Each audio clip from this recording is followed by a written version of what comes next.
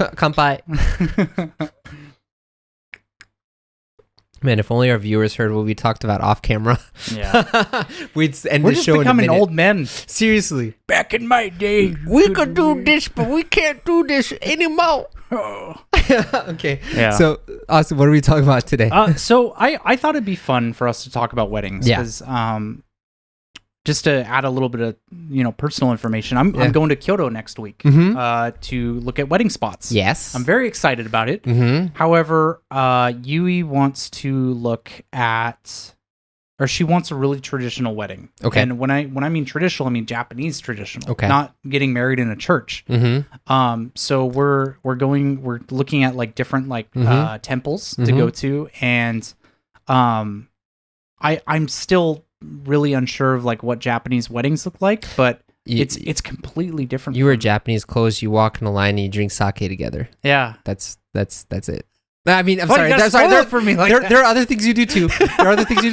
But that's part of it. Why you gotta spoil it? But yeah, so like she was showing me pictures of like what we do, and it's like, so she wears kimono and I wear like a Hakama. Hakama. That's what it is.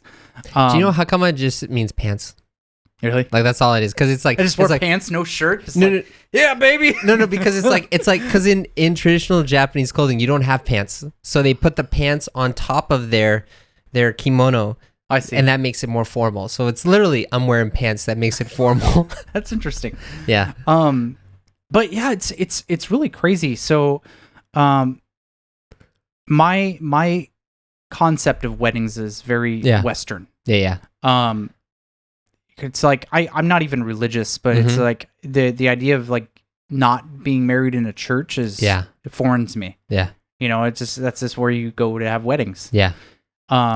In Japan, that's where you go to have weddings too. I mean, fair. Yeah, a lot of people. It's actually really like a strange phenomenon that I think, because it's like Christianity is just not a thing here. Yeah. Right. I mean, you'll every once in a while you'll meet Christians, but it's like this country is not religious. Yeah. But people get married in churches. Yeah. As someone who had a wedding in Japan, I can tell you all the stuff.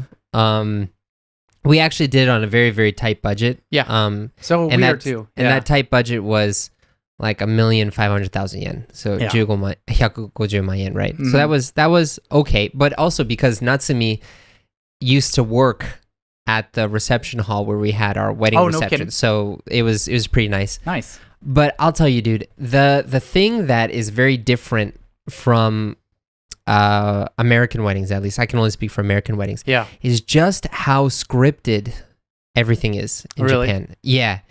And it's weird. Like you have like a wedding announcer that is like the MC to make sure everything happens on the dot. And just like, in Japan, you have a culture of announcing every moment, like at the cashier. Stop. No, I'm serious. Is that really? No. So I'll tell you, like, for example, so first of all, I didn't realize that like cutting the cake was such a huge thing. Like you get a huge long knife, and what happens is the announcer will say in Japanese, "Now it's time to cut the cake. Everyone, let's turn to the cake." And then the people rush out the cake at the timing that the announcer says it. Yeah. And now the bride and groom are going to go up to the cake. So then we go up to the cake. And now the bride and groom are going to take the knife. So we take the knife. And then we get it positioned like, and now they're going to cut the cake. And right as we cut the cake, we have to cut out a piece. And then they're like, and now the bride is going to feed the groom. The groom is going to feed the bride a piece of cake. And we have this little dainty spoon with like a small thing to like, so that you can feed that literally has no purpose other than just like. For the cake. Yeah. But it's to not mess up her makeup. Yeah. And then they say, and now the bride is going to feed the groom, and they have this huge, like bigger than a soup spoon thing, and you take out like a huge chunk of cake and you like toss it in the groom's face, pretty much. Really? Yeah, like I'll show you pictures later, but there's like pictures of me like this huge piece of cake that's like going all over my face and stuff. But the announcer will now announce everything, and I talked to my parents too, and they're like, yeah, it was so weird how everything was announced and everything ran on schedule. It wasn't like you had no free time in the reception. Interesting. Yeah, Natsumi and I hardly got to eat our dinner or our the meal. really expensive meals that you have to buy for everybody. Yeah, you guys right. didn't get to participate in that. Yeah, well, so what happened was like, so it's kind of decided that, you know, you're going to, at the beginning, you're going to be in your wedding dress and whatever. And the groom always keeps the same clothes, but the bride changes clothes, right? Mm-hmm. So you have to go into a room to change. Yeah. And then you come out together. And they brought our plates with us so that we could eat while we were changing. Yeah. And apparently it was really, like, another thing that was really interesting to me is it was a really big deal to pick who would escort you to the changing room, which was weird. Like, so I had to pick someone, and I'm like, crap, who am I going to pick? Just, hey, you in the audience. No. So I picked my sister. My sister almost cried because she, like, we've had a complicated relationship, so she was really happy with that stuff. But all she did is, like, she walked with us upstairs to the room. Yeah. We went in the room, we closed the doors, and then she walked back downstairs. But, like, picking it's a real escort was a huge thing. It's a real feeling moment right there. Yeah, it was. Everything is so scripted. Yeah. But that's very, like, modern day Japanese culture, I think, you know? That's so interesting. Yeah. Yeah, so it's for me, I think this all feels so new to me. I mean, for the most part, because I've never been married before. So I think even if I were getting married in the US, this would be a new experience. Yeah. But I feel so out of my element. Yeah. You know, because, like, first of all, my concept on prices is just, I have nothing to compare it to. So when we first talked about getting married, first I'm like, oh my God, this is gonna be so expensive. Yeah. And then I was expecting, looking at places, I was expecting it to be about like $10,000 for the wedding ceremony. And then we get into, like, actually looking, and I'm talking about, we're looking at, like, Meiji Jingu, we're looking at, like, the top, like, temples around Japan, even in Kyoto, and it's only like $3,000. Yeah. So this is the thing. The ceremony is cheap. Yeah. The reception is where all the money gets spent. Yeah. Where that's expensive. Huh? Yeah. So like for us, what we did was one of the reasons it was so cheap for us was because we did our ceremony at the church that I attended. Yeah. At the time, and that was just across the street from the wedding reception. Oh, okay. Place. It was good. But yeah, so we were able to have our wedding ceremony for free. Oh, that's so and nice. that was nice. Yeah. But all of our cost was because of the reception. Yeah, they come out with the wedding planner with you, comes out with this huge book of like 50 pages of things to fill out and stuff. Ooh, but wow. in the end, dude, like the one thing that's similar between Japanese weddings and American weddings, I think, is that it's about the bride. It's her day. I mean, you let her plan. You get out of the way. Yeah. Like that's, if she asks you which one should you do, you just figure out what she wants you to answer with, and you just answer that way. Yeah. That's the same. Yeah. That's interesting. Another thing that I've noticed, it's not entirely different, because giving the bride and groom gifts is still something you do in Western weddings. Yeah. But there's a very, I guess there's like a strict like rule where if you go to a wedding, you're supposed to give someone like sanmana. Yeah, goshugi. Yeah. So what's it like in the United States? Well, usually the bride and groom will have like a wedding list. Yeah. Right? It's like, here's stuff that we would like for our new life together. Yeah. And then you get something on the list. It's to allow somebody a flexible budget, so maybe they can't afford like a washing machine, but they can afford to get like a new dinner set for them, right? And it also helps the bride and groom, so they're not getting like duplicates. Like they're not having like 8 people come and giving dinner sets. Yeah, that would just be a waste of time and money for them. So it's kind of nice, but like I'm not gonna lie, like the money thing's pretty nice too, because then it's like you just do whatever you want. Dude, all the money that you get is going to go to the reception. No, I'm not kidding. So like what's happened now, so like in the States, I kind of like it because you create a wish list of items that you want for your life together. So people will be contributing to that. But in Japan, and also I heard in China too, it's the same thing. Oh, really? But you have a habit of just giving money. But because of that, you know, when someone else subsidizes the cost of something, the price goes up. Yeah. So because of that, Japanese weddings tend to be like 20 to 30% more expensive than they are in the States. Oh, really? And yeah, so almost all of our goshugi money went to pay for the reception. Yeah. So the reception knows everyone's going to be giving some yen. Yeah. And so they kind of price things in accordance with that. So yeah. I really like the American system where, yeah, you do have to pay for the reception yourself, but you also get all these nice actual items that you really want, you know? Mm-hmm.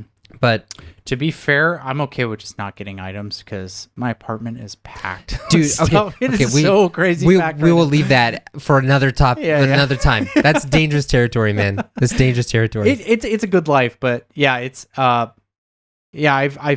we just started living together the past month, and things are going great. Yeah, really great. I'm so happy. Mm-hmm. But yeah, it's different living with someone compared to living. Yeah, but we'll. Pretty soon, that sounds like it's going to turn into a complaining session. So we'll turn to that. It's just a different experience. Yeah. But yeah. So going back to weddings, you wore a tux? I did. Okay. Yeah. Okay. So I have never worn kimono before. Yeah. I only did for the photography session. Oh, really? Oh, so you did wear one? Yeah. So what we did is we took we had 2 photo sessions, one in tux and the dress, and also in the traditional Japanese clothes. And of course, the pictures that are in my family's house are the ones of us wearing the traditional clothes because that looks cool. Yeah. You know? So I'm tepid about the whole situation. Tepid. I think that's the correct word to use. Tepid means like you're not really sure about it, or? Yeah. Okay. Yeah. So it comes from the fact that I think I'm American. Yeah. Where I feel like a fish out of water wearing like another culture's clothes. Mm-hmm. It's a big reason why I actually it's kind of weird because I wear jinbei, like Japanese pajamas, every day. Jinbei, okay. Every single day. Why not today? Well, because we're doing the show, man. I can't just show up in jinbei unannounced. I have a jinbei too. We could have had jinbei day. We could have a jinbei party. Why are we... Okay, all right. Next time we'll do the jinbei party. Okay. I have 2 different jinbeis, man. Really? You want to match? I got black. I got white. We'll coordinate jinbei next time for sure. But it's funny because I wear jinbei every day. Okay. In fact, I actually took it on my trip to Seattle. Really? Okay. Yeah, I was wearing jinbei at my parents' house in Seattle. I love jinbei. It's the greatest invention ever. I don't know why it's not spread across the entire world. Yeah. But I feel very comfortable with that. But as soon as we get into like yukata or kimono, I start feeling like, I've had this conversation with people. It's not cultural appropriation, but it feels weird. Dude, that's just your... What this is this is your white guy. I'm afraid for the critics. Yeah. Right? Because I mean, you're probably right. I get it because, you know, if you were to do that in the States, people get super angry at you. Like, where are you appropriating like Japanese culture? Yeah. But like, so one time actually, I have a friend who is up until COVID, she was an Airbnb experience. Person who would do photography sessions with people wearing kimono. Yeah. And for some promotion, I joined and we put on a kimono stuff. We walked around. I'll tell you, so many of the local people in like we were in Shitamachi in Japan. Yeah. So many local people, especially the guys, looked at me like, "You're so good." Yeah. And they were really complimenting me a lot. And I was like, that was great. Yeah. To be honest, I've had exactly the same experience when I've worn yukata before. It's like the way I would equate it is I saw a guy at my gym wearing a UW jersey. Okay. And I got really excited, and I've never met this guy in my life, but I walked up to that guy and was like, "Did you go to the UW?" He's like, "Yeah, I went there for 6 months." And I'm like, "That's awesome. I'm super happy." It's just like it's tribalism, right? Where you're able to connect. It's like, "Oh, you're part of my tribe." Yeah. You know? And I think that's really cool, and I understand that, but man, I just can't break the guilt. Yeah, dude. Well, so like it's really interesting because in in the MFA, the Museum of Fine Arts in Boston, they actually have a very impressive Japanese art section, by the way, which is pretty cool. And they actually have a section dedicated to Japanism, which was kind of a movement that actually influenced Van Gogh about the West's interest in Japan. Yeah. And Monet actually made this really beautiful painting of his wife in a kimono, in a bright red kimono. I heard they briefly were really popular in Europe. Yeah.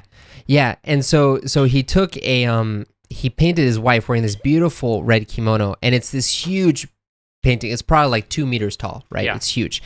And very beautiful, one of like the main centerpieces there. And every Wednesday at the MFA, they used to have like a wear the kimono event or something where you could go and wear a replica of that kimono in the painting, and you could get your picture taken. And all of these Asian Americans showed up doing protests saying, "Stop appropriating Japanese culture." See, that really disappoints me. Yeah. I really feel like, I mean, we're getting into a really deep concept, but we've talked about this before too, so I'm stealing your ideas also, but it's not appropriation to me. It's appropriation if you're using it to like make fun of the culture. Yeah. But if you're doing it in admiration of it, that shouldn't be appropriation, right? Yeah. Yeah, but that's the reason why probably you feel this kind of white guilt or whatever. Definitely.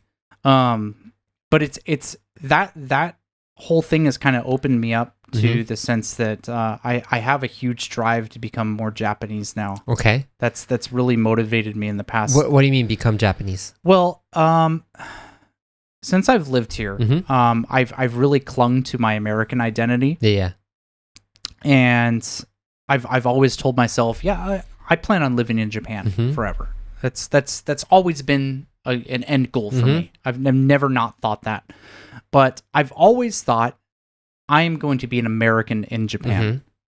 I am slowly learning the language. I try to use it whenever I can. But I will always try to cling to my American identity. Yeah. I don't want to lose that. I love being an American. Yeah. But just kind of experiencing things and kind of just preparing for this wedding and everything, and just kind of living with Yui, because Yui's a really traditional Japanese woman. She's like, her favorite thing is like she loves kendo and shoto. Really? Yeah. So nice. we were talking like, you know, when we have kids, because I mean she wants to maybe not quit work entirely, but you know, kind of go to like a more part-time thing once we start having kids, and she wants to be a shoto teacher, like a calligraphy teacher. Nice. When she's more part-timing, and so that's the kind of woman she is. And just being around her has like really inspired me to just like kind of get in touch with like my Japanese side. Yeah. You know, and just kind of like embrace, like I said, becoming more Japanese here. Yeah, no, I get that. You know, for me, you know, maybe like the reason why I started to learn Japanese and I wanted to move here was because I wanted to be like a manga artist. I just didn't like reading it. I wanted to draw, right? Yeah. But after that, I realized there's a lot of like beauty and depth in the traditional culture and the background here that, I mean, you don't really see so much in modern day Japan nowadays, but it's still there. It's just not in the front. It's kind of underneath a few layers of influence, but yeah, I mean, that's something that I've always really liked. And, you know, now for me, you know, I have a son who's 2 years old now. Yeah. And I'm thinking about how can I raise him not to be just American, but how can I raise him to be Japanese and like kind of get the balance of both? And, you know, for me too, like, you know, on my main channel, I teach people English, and a lot of people learn English to escape Japanese society, but what I hope happens is through what I'm doing is that people will see their Japanese culture through a different light, like it, get more interested in it, to share it with people from all over the world. So I'm very happy to hear you say that. Man, it's funny. It's funny how similar we are and how different we are sometimes. You're a ginger, I'm not. See how it is. Are you calling me soulless?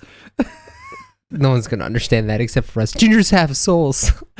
But no, it's funny because I completely agree. So the main reason why I became an English teacher and moved to Japan was because when I came here when I was a high schooler. I fell in love with this country. And I felt like it was my obligation for experiencing that to do the same thing with people here in Japan, to teach them all about English and show them American culture. Not so much so they fall in love with America, but so that they appreciate the country that they're in. Because especially you talk to a lot of people here, and it's like, yeah, I'm in Japan, but I want to move to Japan like sucks. Paris I want to move to America, or America or Australia or all these other places. And especially here in Tokyo, you talk to a lot of people here, and they kind of think that Japan's just like this kind of whatever country, and it's like, well, yeah, there's some things that suck here for sure. Yeah, but like it's also a really incredible place. Yeah. I mean, so that's the reason why you and I still want to live here, And one of the things that I think, especially with modern Japanese culture, that I kind of like, that's not for everyone for sure. Yeah. Going back to the weddings thing, is kind of the scriptedness of everything. Because so when I go back to the States, sometimes I just don't know how to interact with people now because things are changing so fast, right? That's fair. Yeah, but like in Japan, it's like, okay, well, you're supposed to do this, you're supposed to do this, and if you're out of line, if you look around you, you'll realize it, and you kind of like, there's like a decided way to do things. So, if you fit that, you can do it. If you try to fit that. Yeah. Now, someone like my sister, who doesn't like to fit into the rules, she likes New York a lot because she actually told me, she said, I like New York more than Tokyo because if I was in New York and I was crying, no one would pay attention. That's such a weird thing. Yeah. No one would care here either. Yeah, but I guess what she meant is like, in Japan, there's so many unwritten rules about like behavior and stuff. Like you're supposed to act this way. Yeah. And if you like talking on the train, that's a big one. Yeah. If you're talking on the train, everyone will be thinking, shut up, shut up, shut up, shut up, shut up. No one will say anything. Yeah. But they'll be thinking that because you're breaking an unwritten rule. Yeah. So for me, as someone who can understand those rules and goes into those rules, I'm fine with that. But some people find that stifling, but I don't know. There's something comforting about it. Yeah. No, I see where you're coming from. I feel like I would probably align a little bit more with your sister because I've never been a person that follows the rules in my life. Yeah. I used to get in trouble all the time with my parents. I used to get in trouble at school. Like even coming here in Japan as an exchange student, I had to wear the uniform, but I wouldn't really wear the uniform. Oh, yeah, you told me about the buckle. I would always have accessories on. I've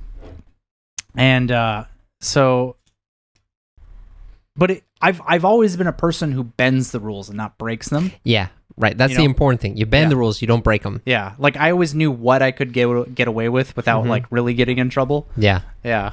So, dude, speaking of that, because like we're going back to the like weddings have all these rules and stuff. Like, do you have any other questions or anything about weddings? So here's a big one. Yeah.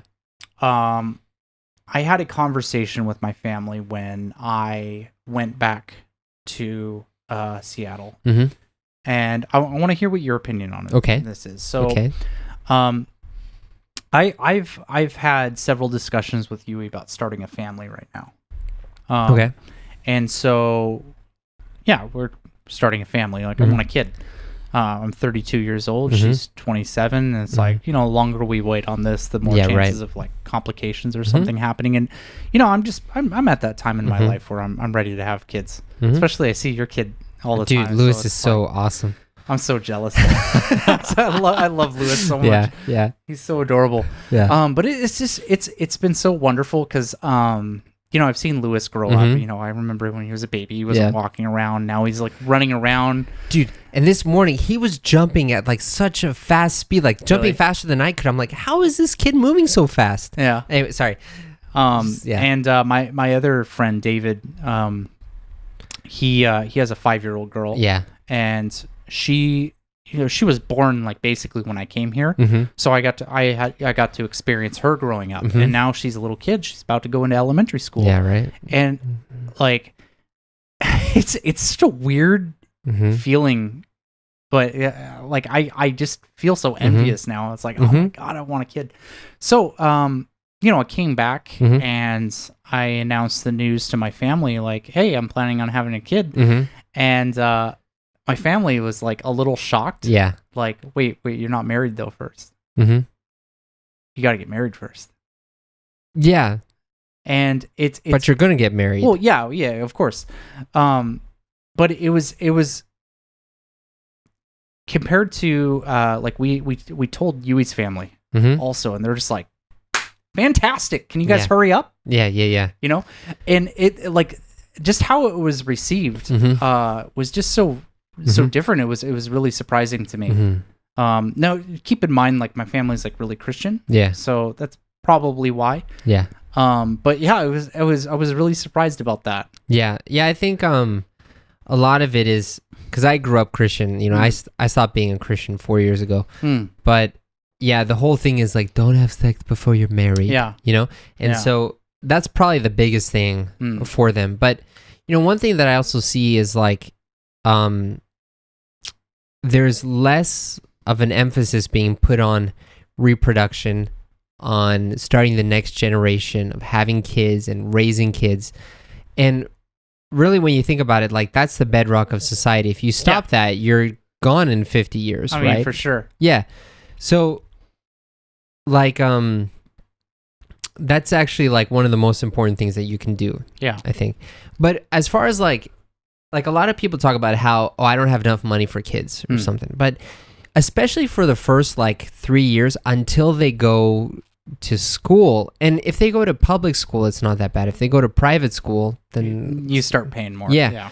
But the thing is, so I live in Kawasaki, right? Yeah. And Kawasaki will give you $200 a month to support your kid for the first 2 years. Tokyo's about the same. Yeah. Yeah. So it's like you have a kid for free, pretty much. And if that's the case, why not? I mean, not only that, but I've looked into this, and Japan's actually got some really great support for both parents, not just women.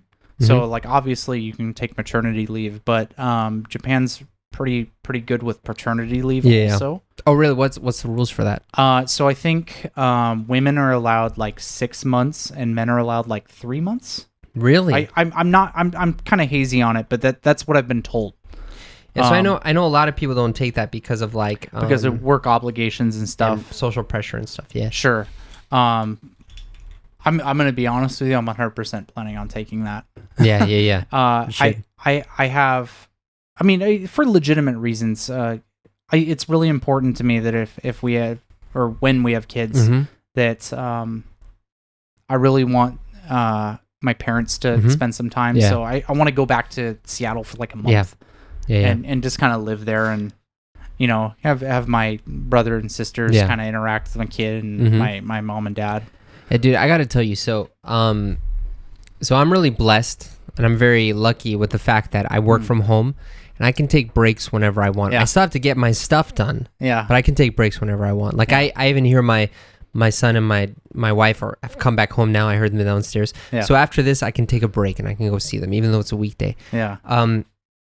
And it's funny because we have our neighbors actually is this half Japanese woman and this French guy. Oh, really? Who have a son, almost the exact same age as Louis. I think he's like 2 months older or younger, something like that. Okay.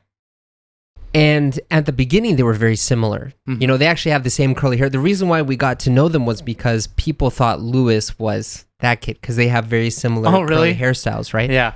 But now when you look at them, because so both parents work, he goes off to hoikuen. Yeah.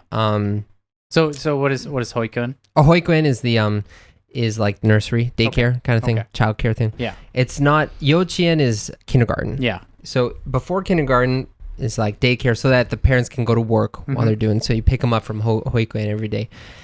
But Louis doesn't go to hoikuen. He stays with Natsumi and sometimes I play with him too. Yeah. But now, when you look at like Louis's body strength, energy, and like outgoingness, Louis is a bodybuilder, dude. It's like night and day. His walking around. His traps, seriously, man, are huge. Yeah, no, but like so now, like when you look at them, right? So that that other kid and the way that Lewis, even how they walk and how they run is completely different. You can see Lewis is way more coordinated and he's moving a lot faster, a lot more energy. And maybe, I don't know, maybe it's because of the Hoikuen, maybe it's because of genetics, but I really think being present with your kid is super important. So as much time as you can take off, you should definitely take off, I think. Yeah. No, I mean, it's nature versus nurture. Yeah. You know what I mean? Yeah. Right. Yeah, but that's like, it's weird because they're both 2 years old now. And I see them playing together and it's like a whole different level. Well, you gotta imagine it's like when that kid gets sent off to daycare. Yeah. Of course, the people taking care of him are really probably great. Yeah. Right. But there's a daycare right next to my apartment, and I see those poor girls. Yeah. Usually they're like young 19-year-old, 20-year-old girls. Okay. Taking care of the kids, and there's like 30 kids. Wow. Like 5 of them. Wow. You know what I mean? Yeah. They're very, very busy, and like I said, I'm sure they're doing a fantastic job. But it's like, every one of those kids is not getting specific attention on them for more than a couple minutes at a time. Right. You know, and so I completely agree. It's like if you're spending time with your kid versus sending them to a daycare, it's like they're getting a lot more time to develop themselves and do things versus like they go to daycare, they're probably like sitting around playing blocks or like napping or listening to a story or something. Still good, but it's the level of development is probably a lot less. But the good news is that in Japan, at least that is free. In America, you have to pay for that. Yeah. So, anyways, I think this is a good place to end. We finished our sake. I'm really disappointed. This is great. Dude, yeah. We can go down. So good. I'll walk you down. We can get one for sure. You can bring this back to Yui. Yui loves sake. She would love this too. Yeah. So.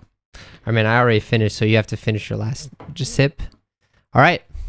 I'll see you next week. Yep.